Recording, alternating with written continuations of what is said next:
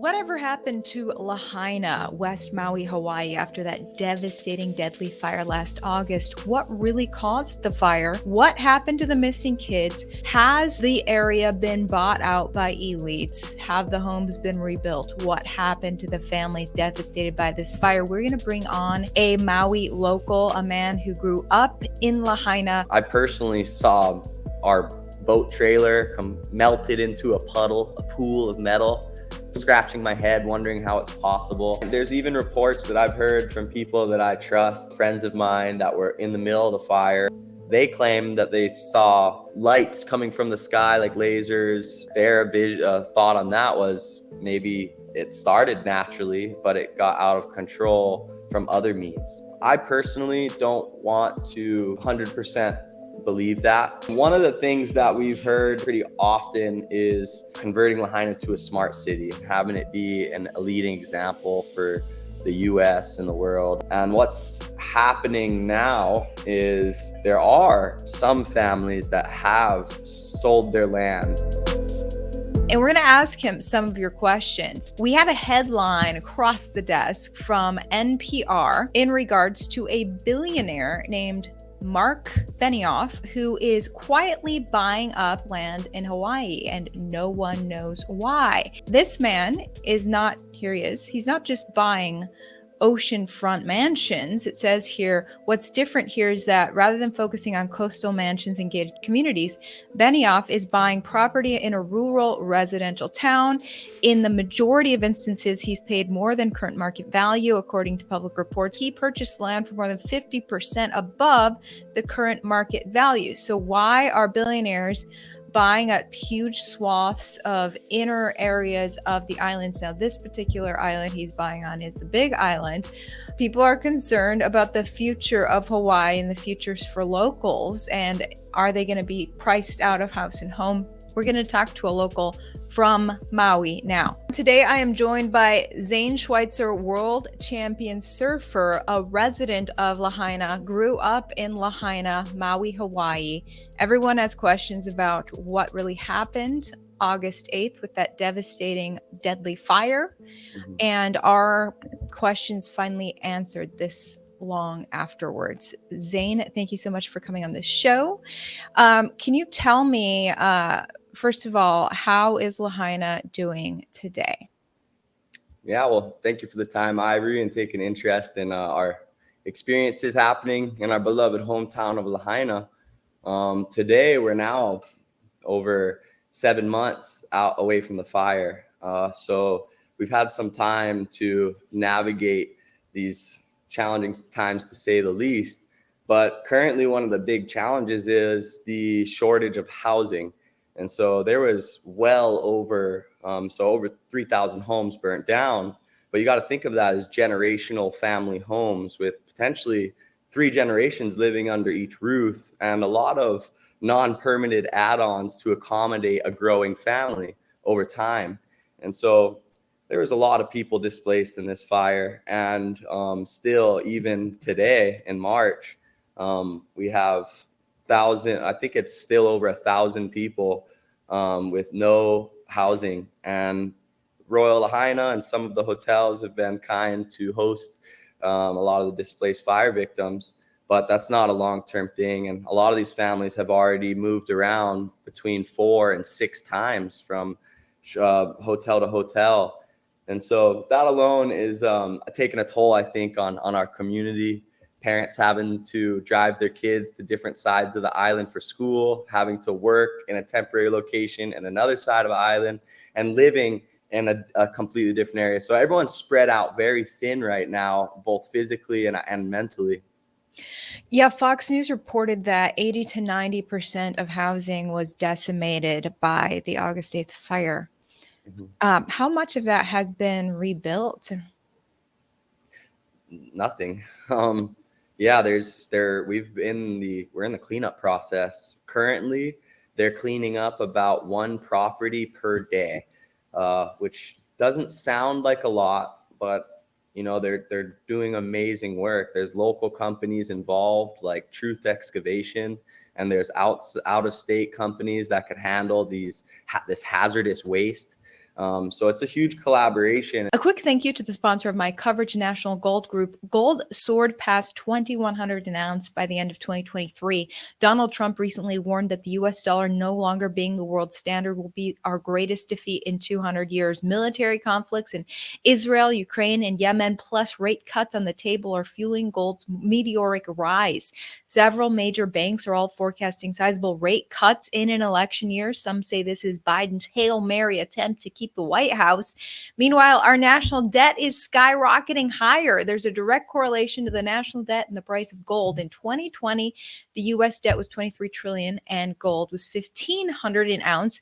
By 2023, debt was $33 trillion and gold is over $2,000 an ounce. Why are so many Americans adding physical gold and silver to their portfolios and retirement plans? Learn why. Call America's own precious metals company, the National Gold Group, today. Mention my channel, Ivory Hecker, and you'll always get best-in-class service from America's conservative precious metals leader. National Gold Group has the IRA fee waiver program on qualifying rollovers. Call 888-617-5927. Get a free investor guide today. National Gold Group is a Consumer Affairs top-rated gold IRA dealer.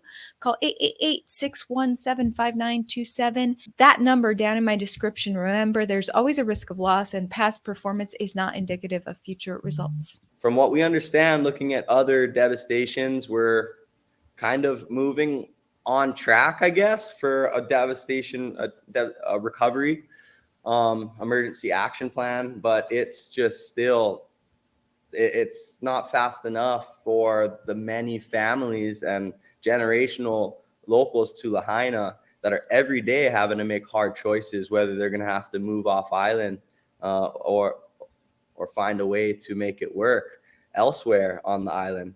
There's over 30,000 short-term rentals on West Maui alone, and it seems pretty clear to us as residents that that could be a very good solution to transfer our 30,000 short-term rentals into long-term housing for residents. And that's been something that has been in talk with legislature and our county and government, but hasn't passed yet.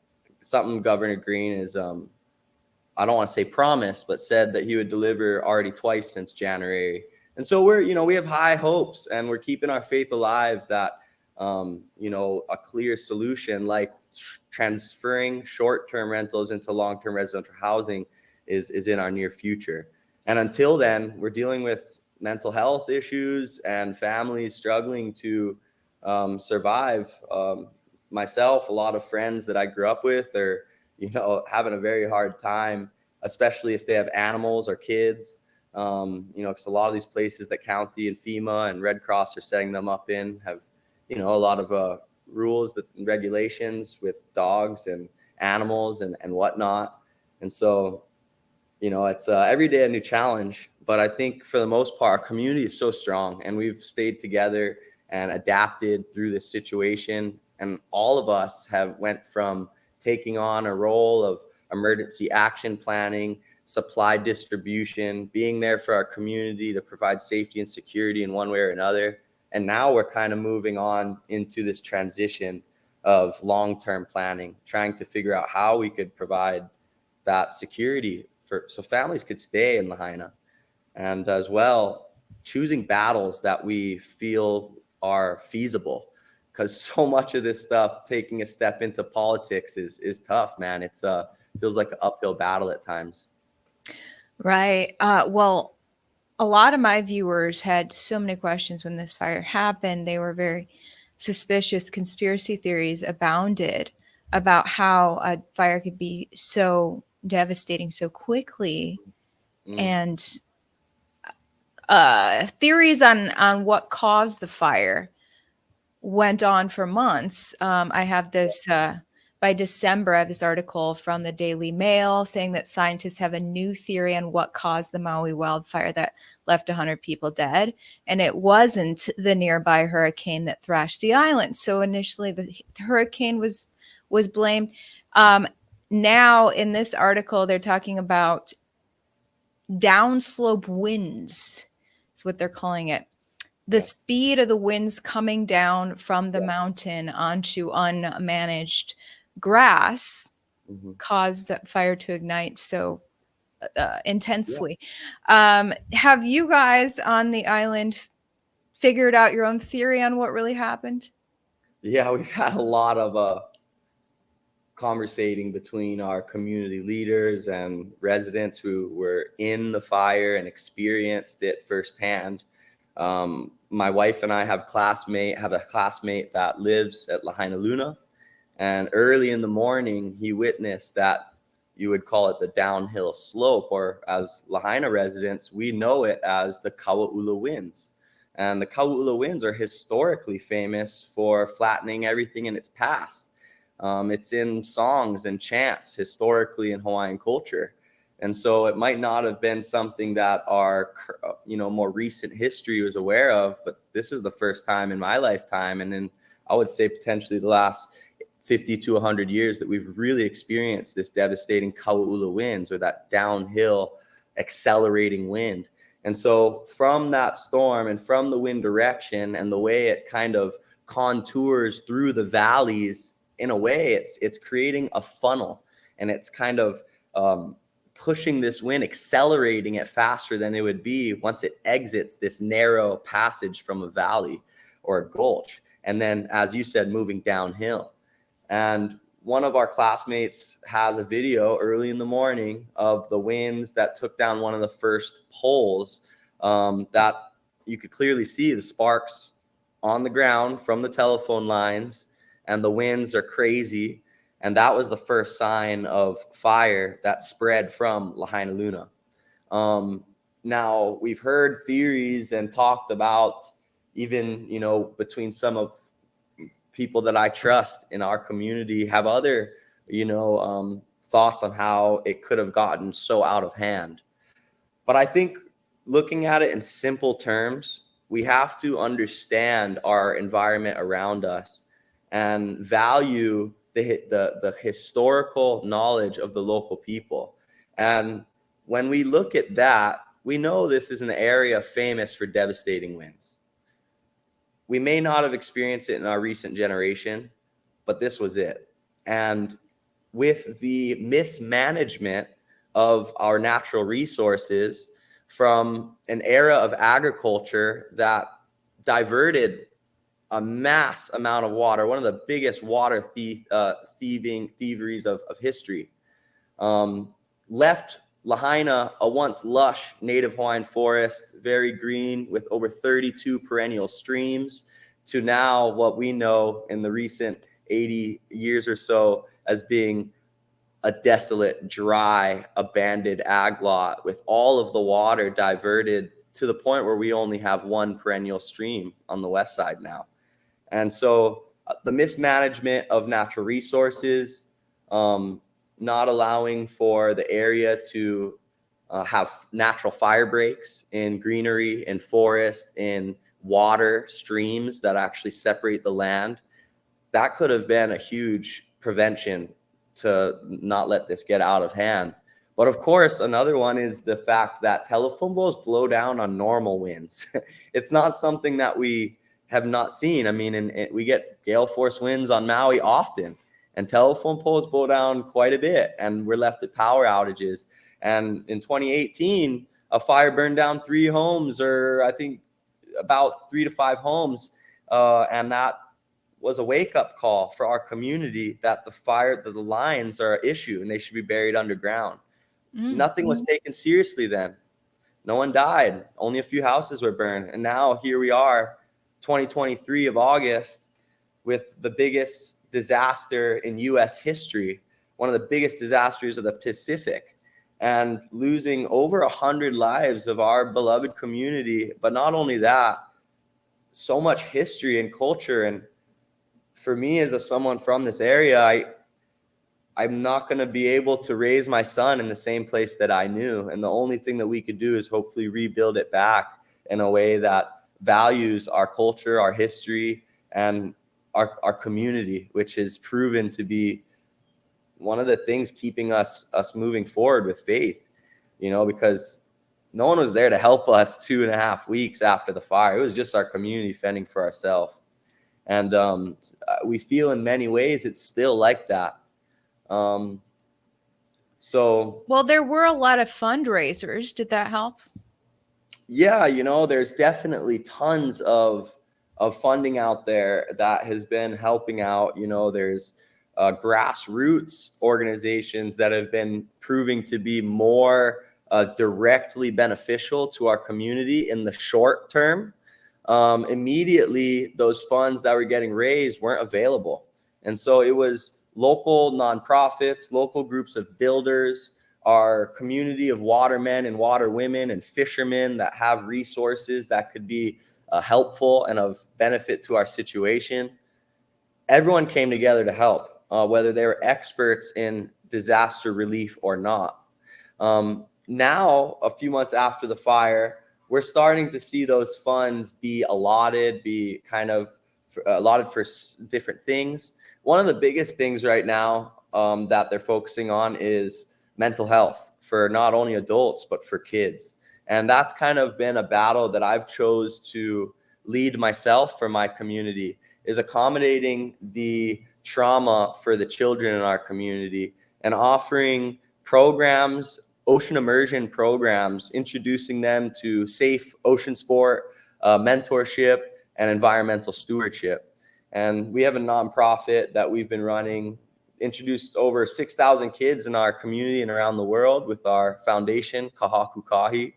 And since the fires, we've ramped our programs major to accommodate the lack of schools and programs and, just answers that parents have a hard time, to hear from their children.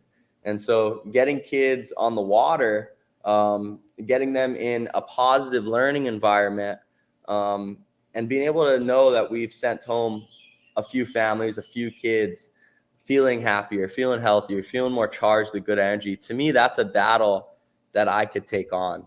And there's a lot more we're doing as a community, but I think we've all kind of fallen into our own lane in one way or another on how we can uplift Lahaina and how we can, whether it's being a part of rebuilding and programs like Hui Homes, a nonprofit local to Hawaii, has been building tiny homes with us since 3 weeks after the fire, building modular homes that can be dropped on properties for families that have their resources overrun and a lot of people under one roof, and farms that are coming together to provide meals every single day. There's a lot of out-of-state programs coming to help as well, which has been really cool, and a lot of out-of-state money that's been donated. So if you guys are one of those people that have donated to us and reached out to support Lahaina and our community resilience actions, huge thank you to you guys. It's going to be an ongoing process and a long road ahead. So I think the more these funds are released, the more our local programs and out-of-state programs can be able to do their job to help our community. Awesome. Well, it's good to see that that help is coming to the people there. I wanted to circle back on the cause of the fire. Now, big conspiracy theories form that, this is the government or the elites purposely setting this fire to try to grab land and revamp Hawaii for their own purposes. What do you think of? Have you collected any information on that? Yeah, I mean, we have a few people that have really dove deep into trying to connect the dots on the many different landowners and political moves made prior to the fire that could connect a potential, plan that, whatever you want to call it, may have for Lahaina. One of the things that we've heard pretty often is, converting Lahaina to a smart city and having it be a leading example for the U.S. and the world on, a smart city. And what's happening now is there are some families that have sold their land, that have been pressured to sell their land. And reality is some of these families needed the money and needed another way out because they didn't have the time to wait 5 to 8 years for the rebuild. and pay that ridiculous rent until then. And so some families needed to pull the plug and release land. Others were pressured to and pushed to. And the sad thing is there is land being lost from generational families and from local businesses. And I think there's a lot of land grabbing going on, but we're in many ways trying to combat that. There's great programs that have raised a lot of money, like Hawaii Farmers Union, and they are trying to build their land trust and acquire as much land as we can locally so that we could prevent a land grab from outside foreign investors.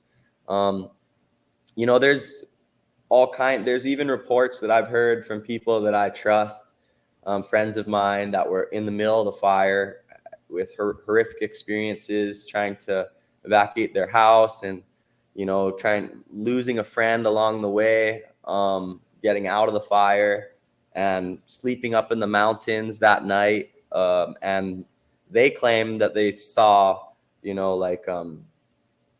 lights coming from the sky, like lasers.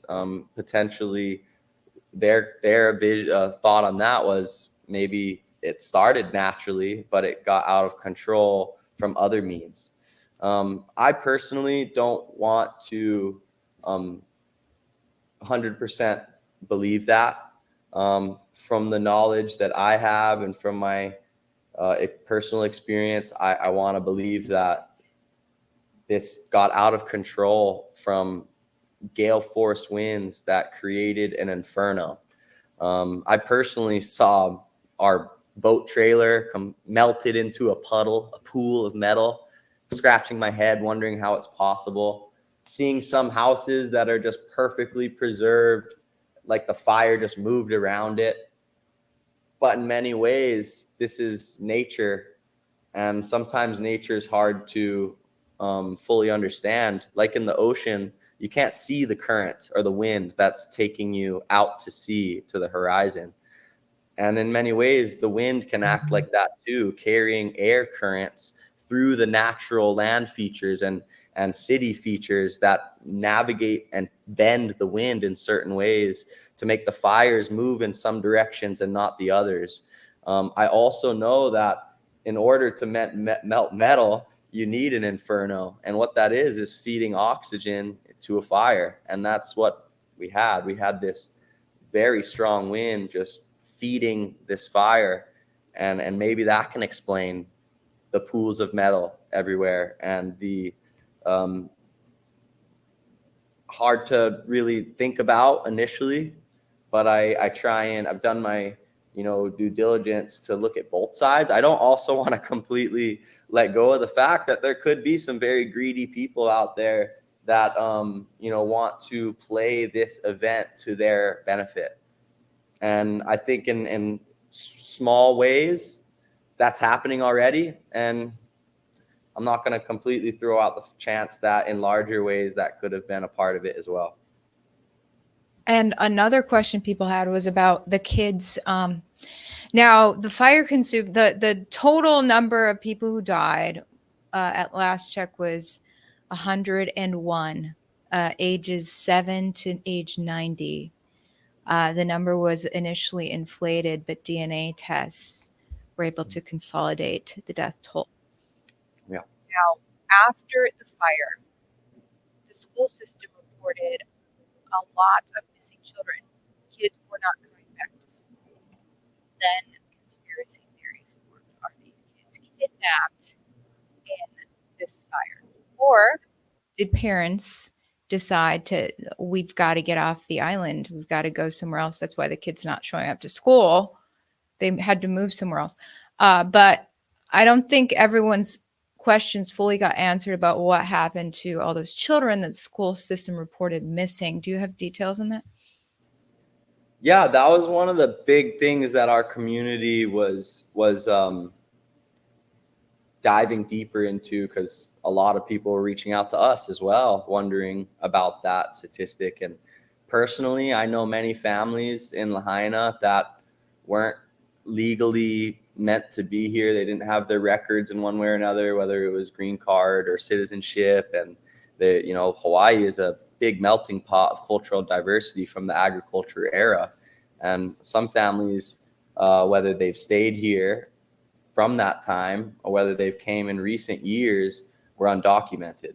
And many families aren't going to go and submit their DNA to get tested for the risk of getting deported for their other kids or for the rest of their family. So that was one thing that we know is there's undocumented citizens in Lahaina that may have not submitted their DNA in order and just accepted the fact that they lost their family. Another one that is true that we've looked into is the fact that our Department of Education may have created a little bit of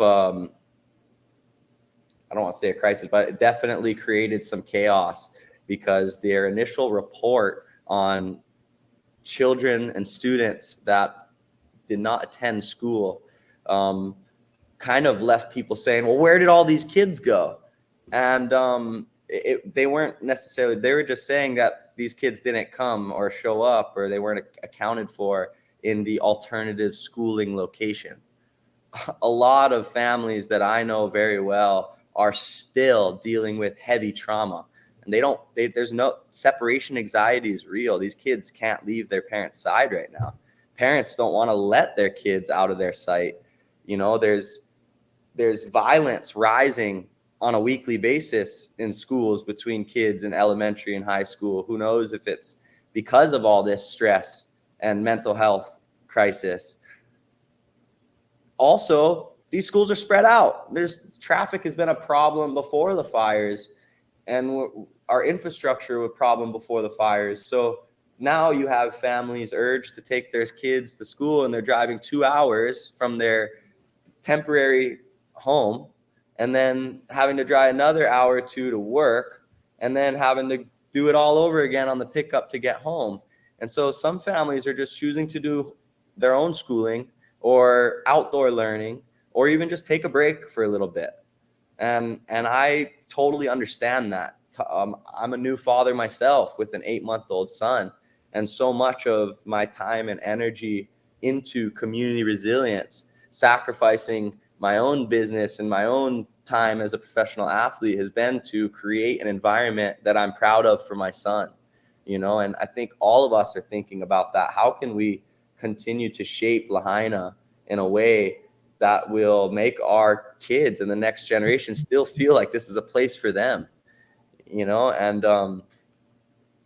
so I think that's a really important one to look at. The attendance list of students may have caused a little bit of a stir up. Now, there's definitely a lot of people that I've heard that are not going to report they're missing because of the green card thing. So those two things I think are things to consider. But then again, a lot of these conspiracies that we all thought were crazy over the last years have started to become pretty clear that, in one way or another, that they're happening. And so, I wouldn't put the evil past anybody at this point. I pray that there was nothing scandalous happening like that. And I know myself that from my knowledge and experience with our community that conspiracy probably wasn't very true. I don't know. I hate talking about the conspiracies because right now we have so much real things happening. Every day is a new challenge. And we're trying to navigate real life challenges that are ongoing. And so getting lost in the past can drive us stir crazy. And I think one of the last things we need for our community right now is that unsureness and anything else that's going to throw our mental state off. There's strong men and women that I know that are starting to break down. And at the same time, transparency is really nice, to really know what's going on. So we're playing a balancing act here, I think. And Right. Yeah, so many questions. Well, thank you for helping to answer some of them. Now, if people still want to help the people of Maui, what would you recommend people do if they're looking to help out? so one of the things I definitely want to mention before actually sending people to a place to donate is, if you guys do have a connection with Maui, and you guys are one of our friends, our visitors who value our community and the environment, and have been cautious to give us space, thank you guys. But at the same time, we want to welcome back our visitors who are of that demographic. We want to welcome back our conscious visitors and our tourists that value our environment, our culture, our history, our people. The way our government has brought back tourism to an already devastated town wasn't very smart. And what it did was it attracted a demographic of tourism that was a lower quality of of um, of tourist, that has this sense of entitlement, that is taking advantage of free things from the disaster, that is coming here utilizing these cheap flights and cheap hotels, that are desperate to stay alive during this time when they were choosing not to host and accommodate the local challenges of displaced families. But now at this time, as our community, we agree that we need to welcome back those visitors, and as well accommodate a new venue for tourism in Hawaii and in Maui County, and embrace environmental tourism, ecotourism, voluntourism. And myself, as a tourist traveling all over the world to over 55 countries as a career as a professional surfer and waterman, I know what it's like to be a visitor, and I know what it's like to dive into a new culture and a new place, and want to feel a part of it and want to contribute. And I think that is hopefully a way that we could change Maui and West Maui for the better.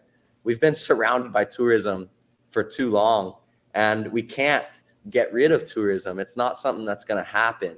But what we can do is hopefully remodel our tourism in a way that values our residents, our community, our environment, for the long-term benefit of Maui. And this short-term model of heads in beds is not going to continue to be profitable, because our coastline is falling. Hotels are falling into the ocean from these setbacks that were once built too close to the ocean. And so from this, we see it as a way to start from scratch clean and hopefully build back not only Lahaina, but our economy in a way that's more balanced, or more pono, as we would say in Hawaii. And if you guys would like to donate, some of the programs that I'm most involved in right now is Kaha Kukahi Foundation. That's Kaha Kukahi, Kukahi, Kaha Kukahi Foundation. And our focus at the Kaha Kukahi Foundation is to inspire a healthy, active lifestyle, and as well provide mentorship and safe practice in our ocean. So a lot of families chose to drown and not burn, and it's a really sad fact. Many kids in our community don't learn how to swim, regardless of being surrounded by ocean. And so that is a relative thing that we are accommodating, is providing exposure for kids in our community, not only to mental health, but also safe swimming practices. You can also check out Lahaina Strong. They're a great community presence and doing amazing things. And Hawaii Community Foundation, they're one of the big funders right now, holding most of the funds, and they're starting to really release those funds in an appropriate way. And we're grateful to them as well for some funding for our Kaha Kukahi Ocean Academy. So once again, thank you, Ivory. It's we're really appreciative and grateful for the ongoing support. It's March of 2024, and time just keeps marching on. So thank you for keeping this relevant. Absolutely. Zane, thank you so much for coming on and answering some people's questions. So many people were praying for your island. So I'm glad you guys are rebuilding. Zane Schweitzer, great to talk to you there in Lahaina. All the best to you. Thank you. And if you guys want to check out myself, you could see me on Instagram, Zaniac1, and look forward to hopefully see you guys on Maui. Thank you. Great. Thanks so much. We'll link that down in the description as well as how to donate. Okay. Talk to you later. Bye. Hey, thank you, Ivory. Appreciate it.